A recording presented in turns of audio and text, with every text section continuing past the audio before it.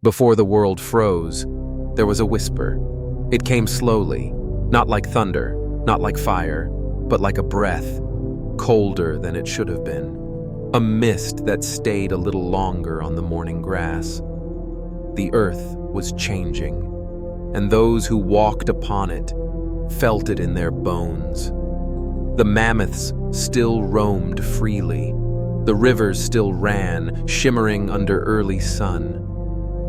But the air, it had shifted. The trees whispered warnings. The birds flew farther south than before, and the elders of the tribe, those who remembered many winters, began to fear that the next might not end. Long before cities, before names, before written memory, there were clans, small families bound by survival, wandering the land, following herds. They moved like shadows across the plains, sleeping beneath branches and stars, eating only what they could hunt or pull from the frozen dirt. In one such clan, a boy named Kalu was born. His first breath came on a morning when the wind tasted different, dry, bitter, still. His mother wrapped him in wolfskin and whispered to him, "You are the child of the turning time." The elders believed he would be the last born before the sky closed. That winter came early. The sun seemed to hang lower in the sky. The lakes did not fully thaw, and the herds, once reliable, once sacred, began to vanish. The clan had followed the same mammoth trail for 10 seasons. But now, the trail was empty. They searched. They waited. They starved. One night, the wind came howling through the trees with a scream no one had heard before. Not a predator, not a storm. Something colder, older. The elders looked to the horizon. There, beyond the tree line, was a wall of white, a sheet of ice, miles wide, glinting in the moonlight. "It moves," whispered the firekeeper. "The world is closing." They had heard stories of the White Land, but never seen it. It was said to be a place where no bird flew, where no breath steamed, because none survived to breathe. The firekeeper's hands trembled. He fed more dry twigs to the flame. The others watched in silence. They were not just cold. They were hunted by the sky itself. That night, Kalu dreamed. He walked through a forest of bone, not trees. The sky above was gray. The snow below him never melted, only cracked. And from beneath the ice, he heard voices. Not human, not beast, but something older. A whisper in a language the wind had forgotten. When he awoke, the fire was out. The snow had reached their doorway, and in the distance, the ice wall had moved. From that moment, they stopped waiting. The clan broke camp. The strongest led, the young followed. The old watched the sky. They crossed frozen rivers. They slept in abandoned bear dens. They ate bark, roots, fish bones.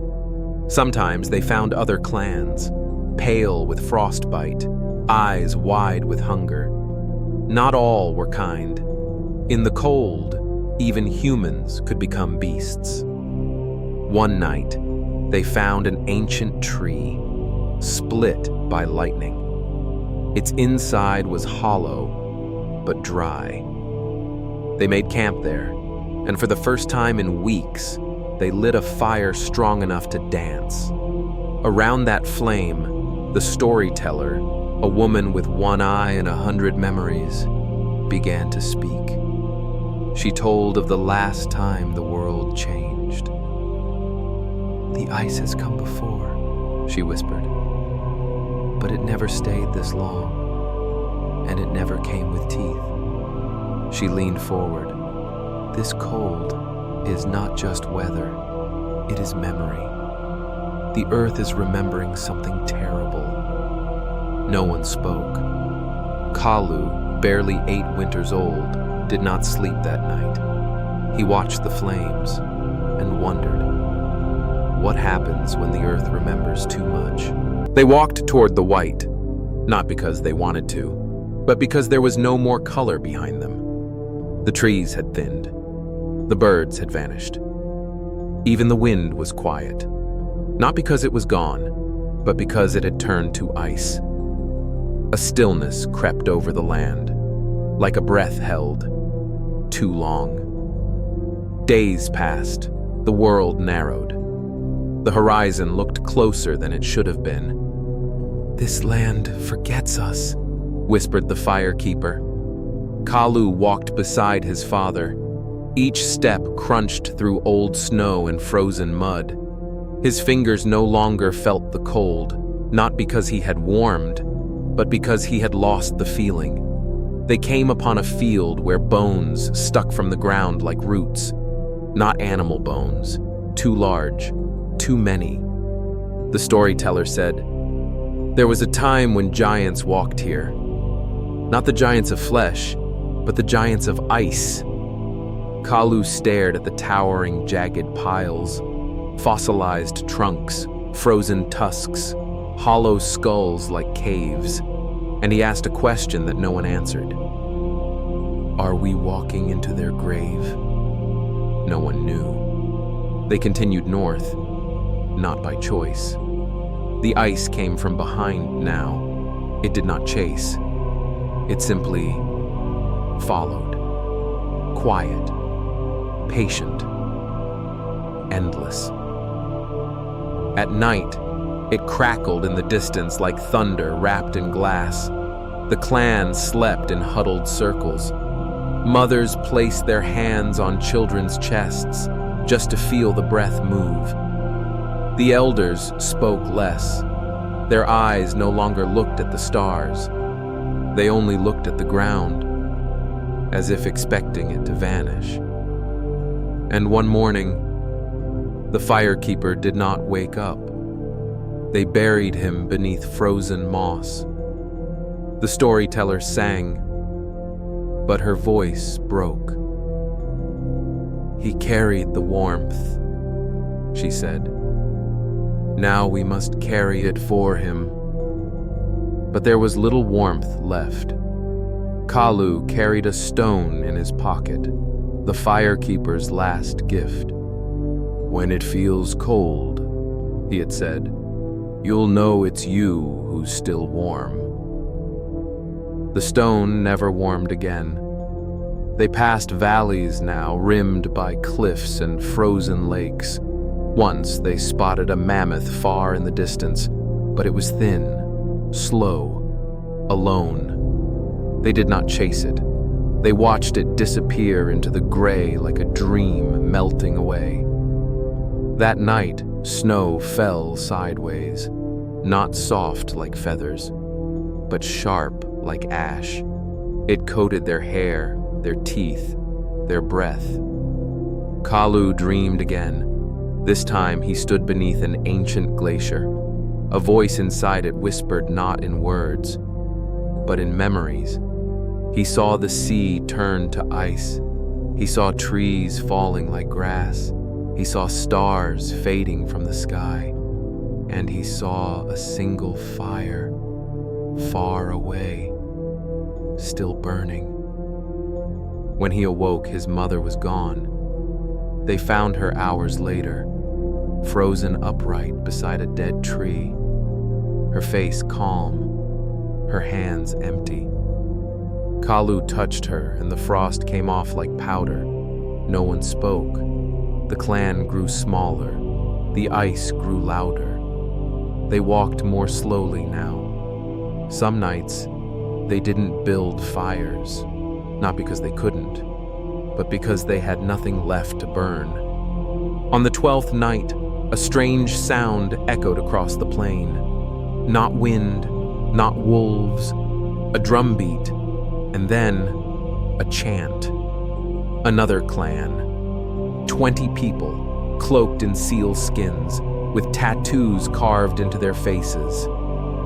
They welcomed Kalu's people with meat and shelter, but only for one night. "The ice feeds when we grow too many," said their leader.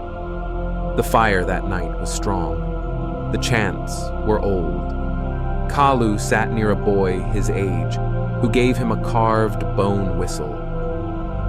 "When you blow it," the boy said, "the ice will listen." "Why would I want it to listen?" Kalu asked. The boy stared into the flame. "Because one day, you'll need it to stop." The next morning, Kalu's clan moved on. The ice had taken too much, but it had not yet taken their hope. And in Kalu's heart, a question grew louder than the cold. What waits at the end of this white? A land beyond the ice, a sun that never sets, or something else, something ancient, waiting for the last footstep to fall. Kalu kept the whistle. He did not blow it, not yet. But some nights, he held it in his fist as he fell asleep, like a secret that had weight. The ice still spread, not like fire, not like storm. It didn't rush. It waited. In the silence, it grew.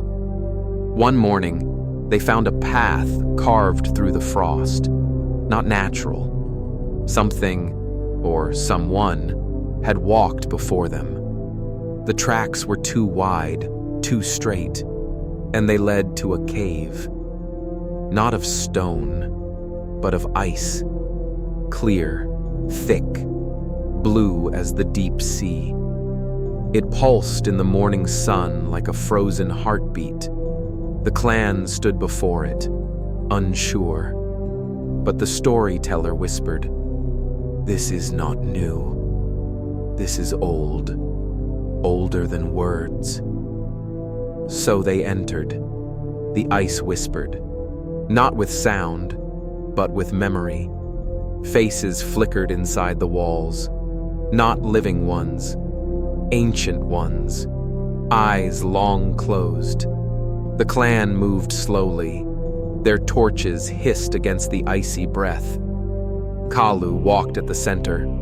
The bone whistle throbbed in his palm. Deep inside the cave, they found a frozen wall, smooth and round, like the back of a skull. But something moved behind it, a flicker, a shadow, a shape, curled like a sleeping animal. "We should leave," someone said. "We should stay," said another. But before they chose, the wall cracked. Just a hairline, just enough to let out a breath warm enough to melt the torch wax, and that was enough. They ran, not from something they saw, but from something they felt. The cold was no longer just cold. It was alive. That night, the clan camped in silence. The fire spoke more than they did. Kalu lay awake, staring at stars too dim to remember. He dreamed again, this time, of the first frost. Not this ice age, but the very first one, when Earth was new, when creatures still had no names, when even the sun was shy. He saw a shape, large and slow, dragging glaciers with its tail. It didn't walk like an animal. It breathed like a storm. And everywhere it stepped, the world froze. In the morning, Kalu told no one what he had seen, not even the storyteller. But he noticed something. The ice had changed.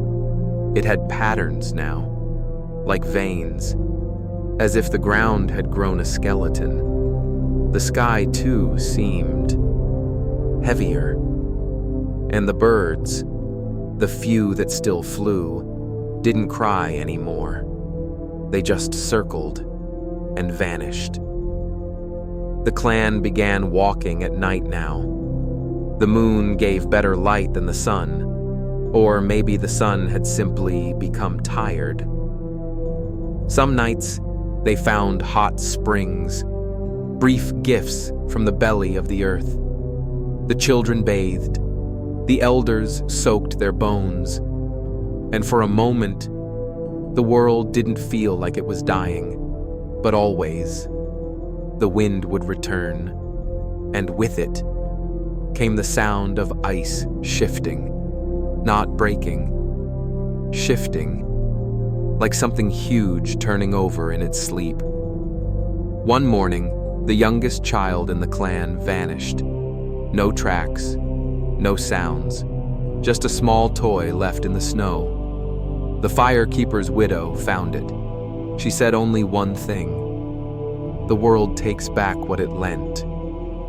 Kalu looked at the toy, a carved bear, and placed the bone whistle beside it. "If the ice listens," he whispered, "let it know we're not done." The snow no longer fell like a gift. It drifted in slow spirals, silent, deliberate, like the sky had forgotten how to cry. The clan stopped walking, not because they found warmth, but because the land gave them a choice. Before them stretched a frozen valley, white and endless. But far across it, barely visible through the mist, rose dark stones, towering, smooth, deliberate. Not made by ice, not made by nature, made by hands. "Who?" someone whispered, but there was no one left to answer. They crossed the valley. Every step cracked a thin layer of frost like breaking glass. They did not speak. Even the wind felt quiet, as if watching. When they reached the stones, they saw symbols carved deep into them. Spirals, eyes, fire, water, stars, and in the center, an open mouth, like a scream that had been frozen mid-sound. Kalu stepped forward. He raised the bone whistle to his lips. For the first time, he blew. It made no sound, not in the ears, but every stomach turned, every knee buckled. The ice stopped moving. For a single heartbeat, the world remembered itself. A crack echoed through the stone circle, but not a collapse. A door. It opened downward, revealing stairs made of frozen roots. They descended. Not one person looked back. Beneath the stones was a chamber, circular, warm, lit by walls that glowed, like moss kissed by the moon. At its center, a bowl of flame, still burning. No smoke, no fuel, just fire, as if it had been waiting. The storyteller stepped toward the flame and knelt. She placed her palm on the stone. "This is the memory of Earth," she said. "We are not the first." And then she began to speak words no one understood, words too old to belong to any living tongue.